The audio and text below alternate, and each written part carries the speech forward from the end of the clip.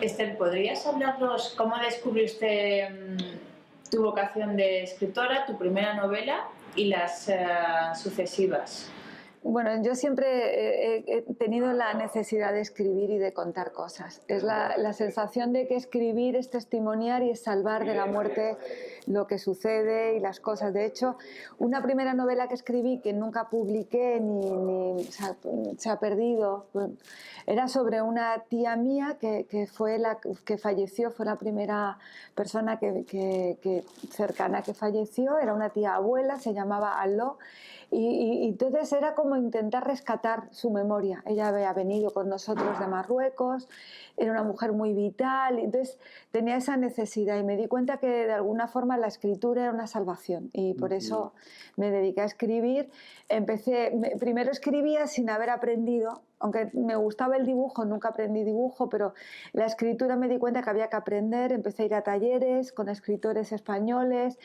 Siempre he tenido dificultad con la lengua española porque yo nací en el norte de Marruecos, claro, y ahí hablaban un español que llama Jacobo Israel, que es un investigador, que lo llama del estrecho. Y nuestras construcciones tienen algo de diferente, pero claro, eso puede sonar como un mal español. Entonces yo escribo como un impulso y luego corrijo muchísimo hasta conseguir que si quiero reproducir algo de la lengua del norte de Marruecos, quede constancia de que lo estoy haciendo voluntariamente, pero que el resto esté trabajado y que esté correcto. Y entonces es un esfuerzo doble: por un lado construir la historia y por otro lado trabajar la lengua. La lengua siempre. Algunas de tus novelas han recibido premios importantes, como el Gonzalo Torrente Ballester por El Tratado del Alma Gemela o el premio FNAC por Deshojando alcachofas. ¿Puedes hablarnos un poco acerca de estas dos novelas? Sí, mira, Deshojando alcachofas fue la primera que publiqué en una editorial importante, en Seis Barral. Es una novela que pretendía divertir a mi madre. Mi madre había fallecido y mi madre era lectora de novelas policíacas. Entonces quise hacer una novela divertida, que entretuviera, pero a la vez que tuviera cierto trabajo con la inmigración y con el exilio del donde yo venía. Entonces son varios personajes, dos mujeres, una sefardita judía española y la otra dominicana. Y se cruzan las historias en una especie de investigación en Madrid sobre una casa que hay y que todas las historias confluyen en esa casa. Y van hablando muchos personajes. Hay un autor que se llama Aleph Ben Yoshua, que tiene un libro que se llama El amante, que yo había leído y me gustó la construcción de varias voces. Sí. En mi caso, las dos voces principales se van cruzando y aparece una voz secundaria en cada uno de los capítulos, para hacer un puzzle acerca de varios personajes, de sus vidas, de la inmigración, del exilio, pero haciendo ver que era todo una historia actual en Madrid.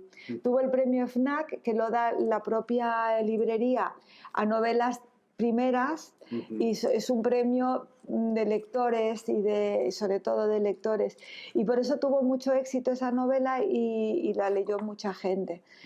Fue, digamos, que el único más leído, el libro más leído, sobre todo por la campaña que hizo la FNAC.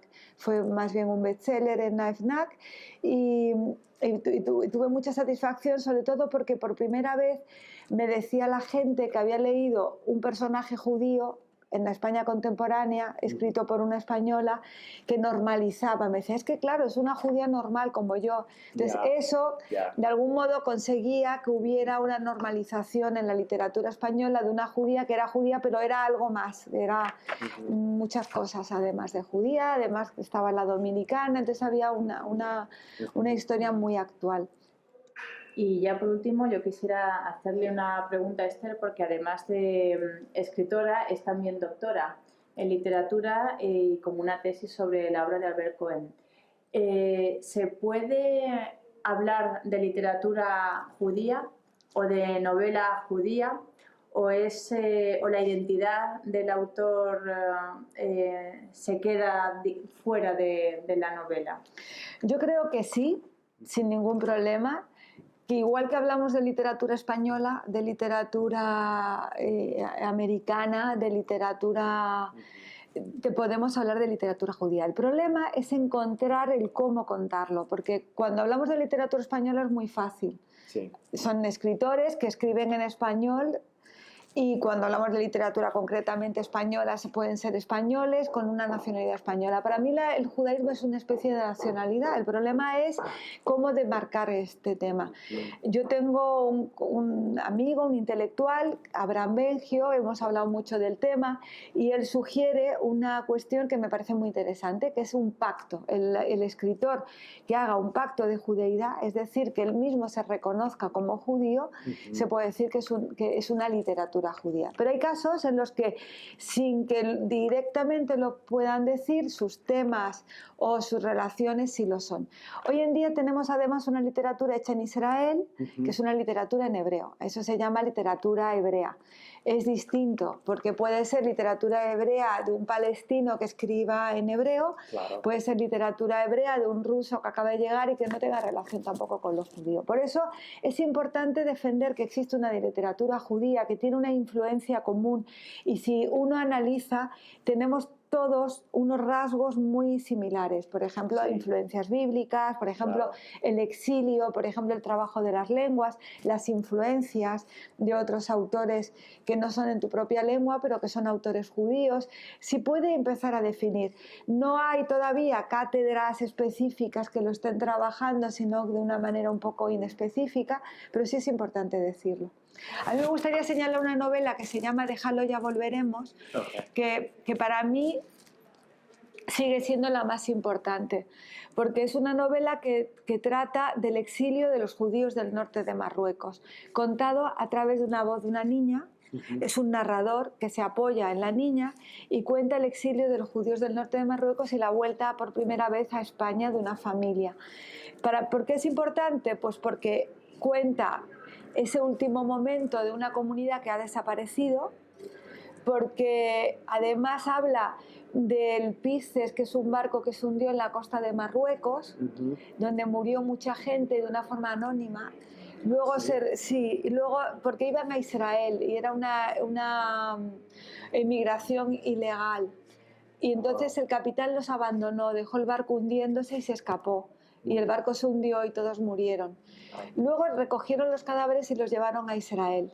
Y siempre que hablo de este tema pasa alguna coincidencia. Por ejemplo, cuando se presentó el libro, se enteró alguien y empezó a buscarme, porque resulta que su tío había muerto en el barco y era el único español que se quedó para ayudar a la tripulación, a la gente, a los viajeros. Y él murió y nadie lo sabía. Entonces, a partir del libro, el sobrino empezó a buscar a los historiadores, y a partir de allí su nombre está dentro de la lista de nombres de desaparecidos en el barco. Para mí eso fue muy importante, fue cumplir una misión del libro.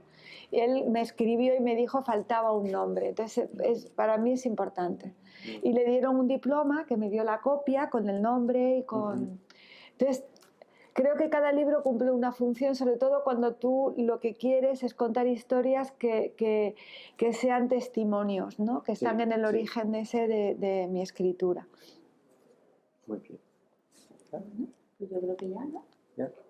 Pues muchísimas gracias por darnos espacio en tu... Ya. Nosotros en Centro Sefarad y tú un espacio en tu mundo de... No.